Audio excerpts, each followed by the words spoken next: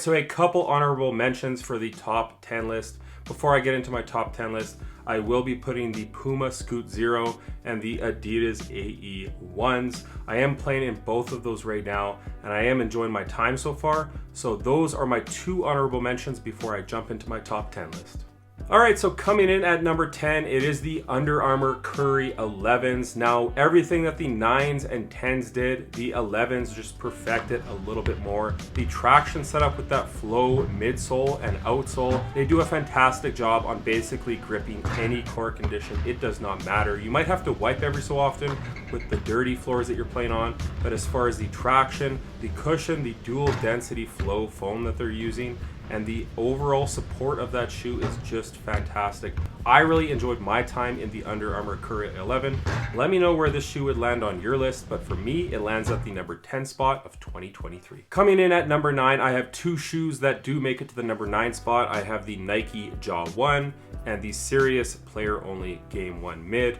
Now, as far as the Nike Jaw 1, this shoe just does everything that I need it to do in kind of a basic fashion, but it just works. So the traction, in my opinion, is absolutely elite. It grips the floor fantastic. The cushion is pretty lackluster with that Phylon midsole and that really small zoom setup right here in the forefoot. It's just kind of a basic setup, but it does work on court. The overall fit of this shoe and support is great for the price that you're getting them for. Now, they did originally release for 110 USD, but I do think they have bumped them up like $10 or $15 because they retailed at 145 in Canada. Now they're 160, but this shoe right here is just an absolute elite performer in a very basic package. So for me, it makes it to the number 9 spot. And then tied with it is the Game 1 Mid. This shoe is just an absolute beast, whether you're playing indoors and outdoors. This outsole right here is very durable, very thick traction on the Game 1 Mid. The upper is very nice with the materials, super supportive, and then keep in mind that the cushion setup right here is interchangeable. So they have 4 options now with the quick, the strength, support, and explosive. So you can grab any of those, drop it in the shoe, and customize it to your liking for cushioning.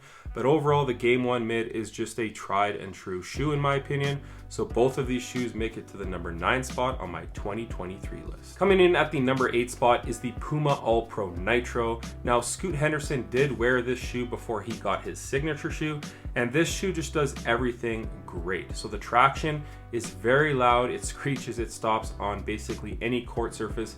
Dirty floors you will have to wipe every so often. The cushioning setup was very nice. It's my favorite setup from Puma so far with the Nitro foam. I loved it. I had no complaints. It was pretty close to the floor in the forefoot. A ton of impact protection in the heel. The materials were pretty cheap, but the fit and support on that shoe were amazing for the price point. So the Puma All Pro Nitro does come in at the number 8 spot. Coming in at number 7 is the Nike KD 16s. So if you guys like the 14s and 15s, you'll probably like the 16s. My biggest gripe with the shoe was that they did take away the full length zoom strobel, which I just adore. I love that setup. So in the Nike KD 16s, as far as the cushioning goes, you are getting that zoom setup in the forefoot. In the heel, you're just getting the air strobel. So they did kind of downgrade it in my opinion. The foam in the midsole is still Cushlon, so it's very nice. It's still great all things considered, but I just prefer that full length zoom strobel. Now the fit and the traction are great on them as well. The support's fantastic. Materials are pretty nice also. You're kind of getting a nubuck material, and honestly that shoe kind of reminds me of the Nike Penny 2, the way you kind of have that plastic piece that wraps up the side of the lateral side. But let me know where this shoe would land on your list. It's a fantastic performing basketball shoe. I believe it retails for like 150 or 160 USD.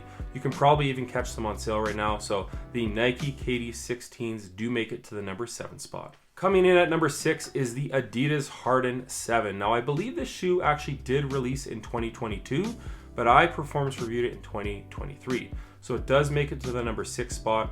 As far as the standout features of this shoe, I love the overall design of the shoe. The traction, the cushion, and support were all standout features in my opinion. And my biggest gripe with the Harden 7 is that it was very heavy and not breathable at all. But as far as the overall looks, I really enjoy what Adidas is doing with their hoop shoes right now, and that is why this shoe makes it to my number 6 spot on my top 10 performance basketball shoes of 2023. Coming in at number 5, I do have two shoes right here. Now the first one is going to be the GT Hustle 2. The second one is the Jump 2. So starting with the Hustle 2, you got a pretty decent traction setup. I wouldn't say it's elite, but it just works. You will have to wipe on dirty floors. On clean floors, you'll be good to go.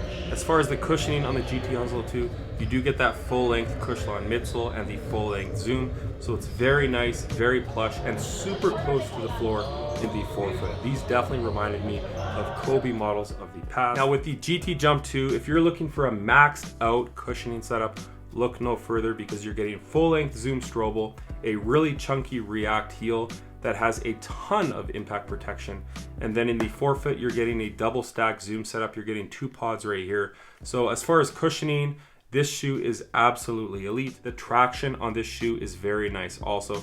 It basically grips any court condition. You'll have no issues. And the support on the shoe is just crazy. So if you're kind of looking for a Nike Hyperdunk from yesteryear, but with updated tech, look no further because the Nike GT Jump 2 does just that. So the GT Jump 2 and the Hustle 2 definitely come in at the number 5 spot on my top 10 list of 2023. Coming in at number 4 is the LeBron Next Gens and the Player 1 2023. So this shoe does everything that the Player 1 does, but it just ramps it up a little bit. Fit was even better and the materials were very nice as well. So the Player 1 2023 is a very superb basketball shoe, and I think it retails for like 160 USD, so a pretty fair price tag in my opinion. And then the Nike LeBron Next Gens, I love that shoe. If you're looking for it, kind of getting into a LeBron shoe but not breaking the bank at $200, because I think you can grab this shoe on sale for like under $100 right now, and you're getting a heel and forefoot zoom setup.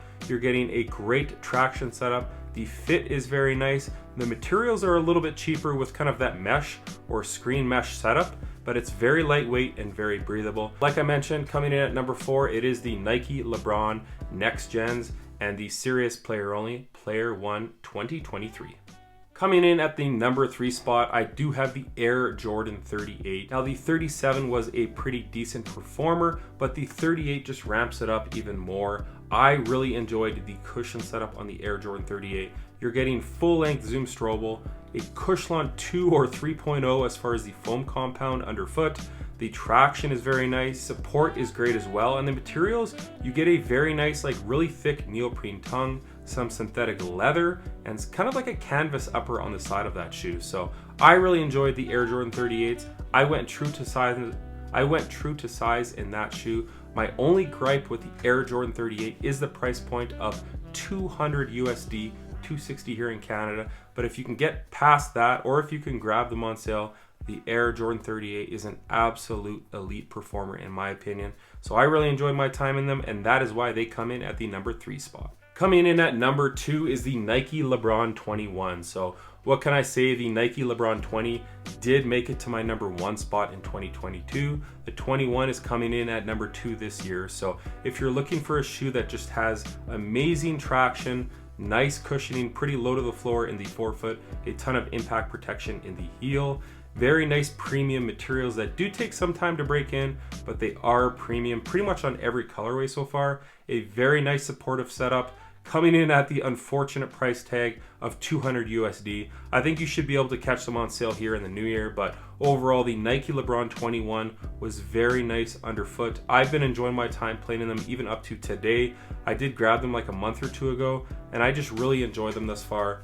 I would say the Nike LeBron 20s for me still kind of take the cake a little bit. I just really love the design features of that shoe and the tech features, but again, you're getting basically everything you got in the 20 into the 21. We ramped it up just a little bit, I would say, as far as the fit and support go, but the cushioning and the traction is more or less exactly the same on the 20. So that is why the Nike LeBron 21 makes it to the number 2 spot. Coming in at number 1, it is the Serious Player Only Player 1 Plus. So if you like a shoe that performs like a Kobe, but that you can actually attain and play on the basketball court with, look no further because this is that shoe. Now, as far as the traction setup goes on these guys, you're getting a very aggressive herringbone, kind of spiral wound traction pattern. It's pretty deep, it's very durable, it just grips any court condition, it just absolutely screeches to a stop. So I enjoyed the traction setup. The cushion setup on these guys, you have 4 options. Like I said, you have the quick, the strength, support, and the new explosive, which is absolutely my favorite. The overall materials on these, you're kind of getting a mesh or knit material with TPU strands running through, so it's very thin, very breathable, and strong. On the Player One Plus, you're getting a ton of supportive features here with this clip right here at the back. On the lateral side, the materials are also great as far as making those hard lateral cuts. You're not going to spill over on this shoe.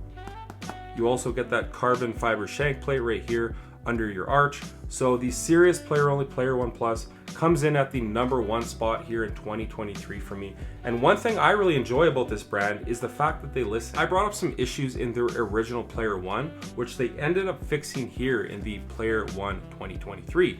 And then they ramped up even more things as far as the Player One Plus goes. They did make the lacing system more adaptive as far as how far it went down the shoe. So this shoe comes in at the #1 spot for me. Let me know if you guys have played in these yet. I really enjoy my time in these. These are a lightweight, low top package that just offers great support, traction, cushioning, fit, you name it, this shoe does it with flying colors. Not to mention the overall design and colorways that they have been bringing out are great also. So the serious player only Player One Plus makes it to the #1 spot in 2023.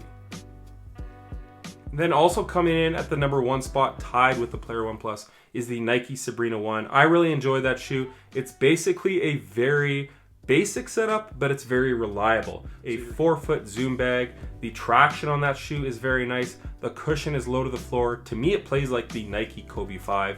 It's just an overall great performer. The fit was very nice. My only gripe with the Sabrina 1 is it's pretty hard to find bigger sizes. I'm a size 12 women's, which is a 10.5, and I had to order them on Nike.ca, and they just vanish right away in the bigger sizes. So that's my only issue with the Nike Sabrina 1, but I really like the aesthetics of that shoe. The performance is great. The Nike Sabrina 1 will have you covered, and I just really love that a women's basketball shoe made it to the #1 spot, tied with the Player One Plus here in 2023. So again, sound off in the comments. Those 2 hoop shoes did make it to the #1 spot for me, and what I enjoyed most on the court here in 2023. So that's gonna do it for my top 10 list in 2023. Sound off in the comments if you guys have played in any of these models and where they would land on your list. I really enjoyed performance testing basketball shoes again this year. Obviously, it can be kind of taxing as far as time and on your body, but it's something that I've been passionate about for the last 25 years. And last year I decided to take the plunge on YouTube and just start putting out content. I really am appreciative of all the subscribers, everyone that watches the videos and comments and likes on the videos, everything that you guys do for me. I really appreciate it. Keep it locked to my channel in 2024 because it's going to be more of the same. I'm going to try and ramp it up even more, but keep in mind, I am a family man. I do have a full-time job. I have 2 kids and a wife, so I have other things going on in my life, but I am very passionate about basketball and just getting out on the court and still playing here in my mid-30s. So as always, if you guys can like, comment, and subscribe, that does help the channel a ton. And check out my Instagram over at SnkrTechTalk, as it is an extension of my YouTube channel with all my pickups, basketball footage, and nostalgia as a whole. As always, thanks for watching today's video.